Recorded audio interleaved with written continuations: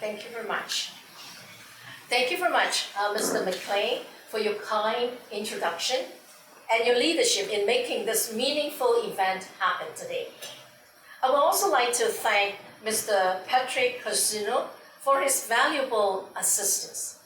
I'm honored to have this opportunity to share an analysis of Hong Kong's latest developments and what Canada can do from it, what Canada can learn from it, and also do for Hong Kong. Just like Ukraine, Hong Kong is on the front lines of a worldwide struggle against totalitarianism. And we must support those in Hong Kong who share our democratic values at the same time as we protect our interests there. And we cannot ignore the Hong Kongers who have been forced to leave and in the process of making a new life in Canada. In the Sino-British Joint Declaration, an international treaty which Canada endorsed, the people of Hong Kong were promised 50 years after 1997 a one country, two systems framework. But within 25 years of the handover, Beijing declared the concept dead. One of the most free and prosperous financial centers in the Far East has been turned into a police state under the absolute control of Beijing. Now in Hong Kong, the former leader of Uyghur oppression is head of the People's Liberation Army in Hong Kong. China's head of national security now controls public policy in Hong Kong. The former head of the Hong Kong Security Bureau, John Lee, is now chief executive of the Hong Kong SAR government. Party leadership has been implemented in government departments, private corporations, media organizations, and academic institutions.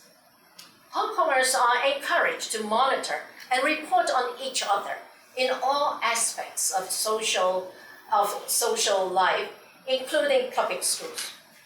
Beijing's officials in Hong Kong directly controls the city's public policy. The Hong Kong SAR government is nothing but a rubber stamp of Beijing's policies.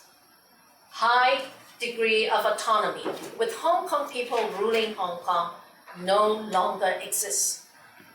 Now in Hong Kong, the rule of law has become rule by law. Freedom and the rule of law are the two most important pillars of Hong Kong's success. The national security law has destroyed freedom and human rights. Judges are required to demonstrate their allegiance to the Chinese Communist Party. Arbitrary denial of bail, politically designated judges, lack of a jury, and restricted right to legal representation are the new norms in judicial proceedings. Furthermore, 47 prominent Democrats are prosecuted for subversion by holding a primary election long before the national security law was proclaimed. Jimmy Lai, who's accused of collusion with foreign forces, is prohibited from hiring UK human rights lawyers. Most political prisoners have been denied bail for 2 years. These practices significantly deviate from the common law tradition. Jimmy Lai knew that he would be jailed. He also knew that it would be a life sentence. He could have saved himself, yet he stayed in his beloved city. He fights for the values of freedom, democracy, human rights, and the rule of law. Canada shares all these same values.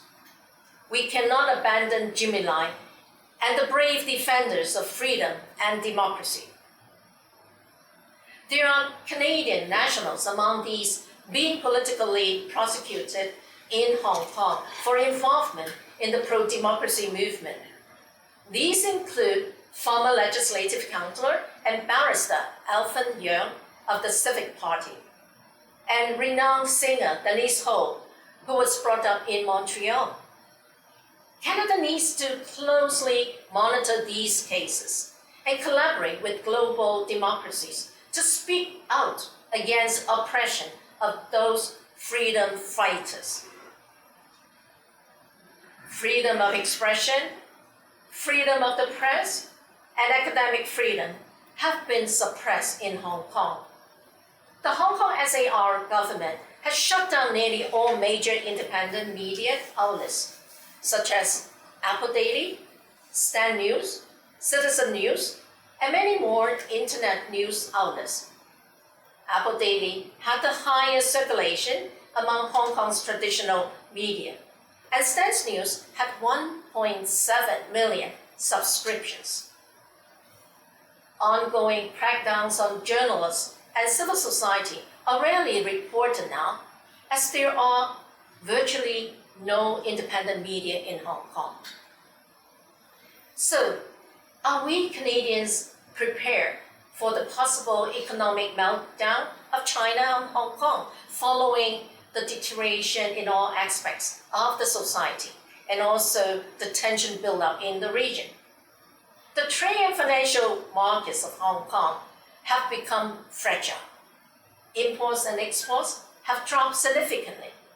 The economy is expected to further deteriorate with the exodus of Hong Kongers and potential military conflict in the region. Canada needs to conduct risk assessment and divestment planning due to the risk of a China and Hong Kong economic meltdown. Our government also needs to reassess Canada-Hong Kong relations and Canada's preferential policies towards Hong Kong.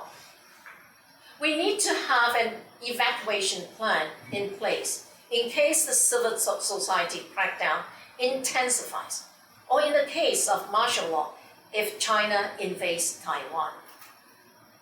So why should we care about Hong Kong? Hong Kong has been regarded as the largest Canadian city outside of our country, with at least 400,000 Canadian residents living, working, and operating the business there. There has been a long history of people-to-people relationship between Canada and Hong Kong. In addition, there's also a deep Canada-Hong Kong business collaboration through the 200+ Canadian corporations based in Hong Kong. The elimination of civil liberties, independent media, free access to vital information, and the rule of law is a serious threat to Canadians and Canadian businesses in Hong Kong. Now Canada is competing with the UK for talent and capital exiting Hong Kong. The crackdown by Hong Kong government has triggered a wave of refugees and immigrants. Thousands of Hong Kongers with professional skills, international experience, and capital are flooding into Western countries. Over the past 2 years, the accumulative capital outflow from Hong Kong has hit 120 billion Canadian dollars. The UK and Canada are the top priority destinations of Hong Kong immigrants. Canada has to compete for these ideal immigrants, bringing talent and capital badly needed in our economy. Over 144,000 Hong Kongers have moved to the UK since the launch of the BNO visa scheme. Thanks to the joint effort of Hong Kong Canadian organizations, members of the CIMM Parliamentary Committee and Immigration Ministry, many Hong Kongers have been attracted to Canada. The Lifeboat program's expedited pathways are being used by close to 16,000 study permit applicants and 17,000 open work permit applicants. Over the past 2 years, Canada-Hong Kong Lane has been providing settlement programs with support from our team of professionals, professors, social workers, and mentors from a wide range of industries. These include job search, English practice, Canadian life, as well as civic participation workshops. We facilitate and encourage these future citizens to actively participate in all aspects of Canadian society. All our workshops and services are funded by individual donation only. And so far, we haven't got any government funding for our services provided to the newcomers. The Hong Kong newcomers are actively engaged in the vibrant communities. They share our Canadian values, and we look forward to ironing out the inconsistencies and barriers in the Lifeboat program, and also to support and facilitating their integration prior to the acquisition of permanent resident status. So what kind of lessons can we learn from Hong Kong? As we always say, Rome was not built in a day. Hong Kong was also not built in a day, but it crumbled under the tight grip of the Chinese Communist Party. So what lessons can we learn? Number one, the Chinese Communist Party cannot be trusted. It broke the international promise of one country, two systems of the Sino-British Joint Declaration, to which Canada also endorsed. Number two, the Chinese Communist Party is also very aggressive.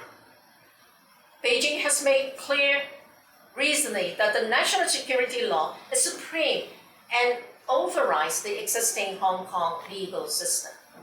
Beijing is trying to extend the hand of national security to all social fabric of the city.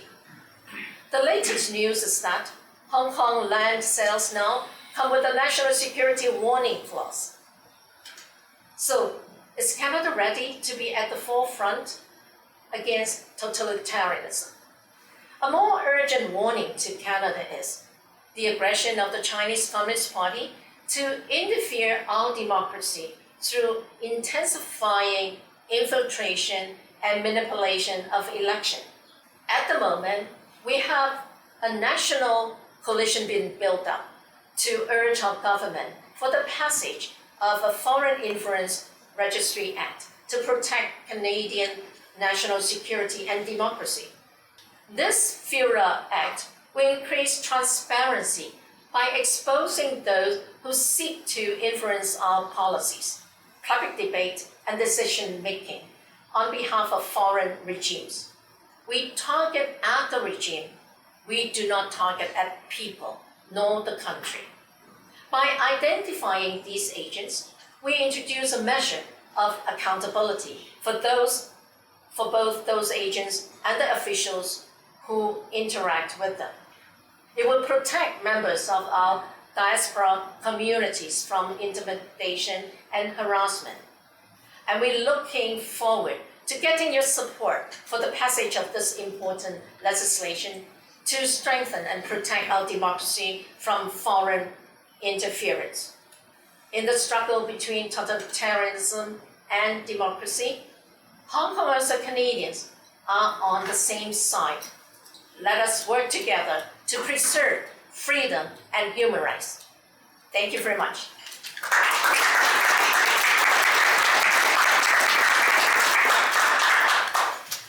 Gloria, thank you very much for your comments.